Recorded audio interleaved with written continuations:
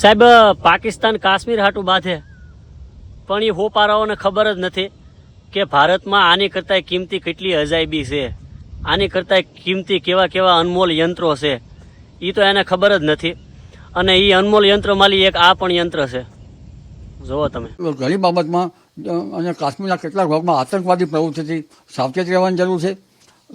સરકાર અંગે જોવા જઈએ તો આસુરી સંપત્તિનો ઉદય, વૈશ્વિક આસુરી સંપત્તિ જે અસરો જે છે એની અસર લગભગ દેશ ઉપર અને રાજ્ય ઉપર પણ પડવાની શક્યતા રહે છે.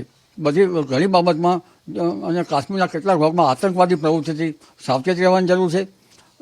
સરકાર અંગે જોવા જઈએ તો આસુરી સંપત્તિનો ઉદય, વૈશ્વિક આસુરી સંપત્તિ જે અસરો જે છે એની અસર લગભગ દેશ ઉપર અને રાજ્ય ઉપર પણ પડવાની શક્યતા રહે છે.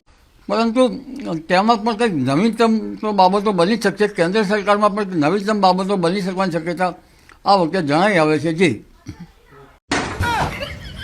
આ યંત્ર ભારત બહાર ને ગુજરાત બહાર ન જવું જોવે, નકર એ પાછું કાશ્મીર પડતું મેક છે ને આની હાટું બાદ છે પાકિસ્તાન વાળા, તો એનો કઈ ભરોસો નહીં.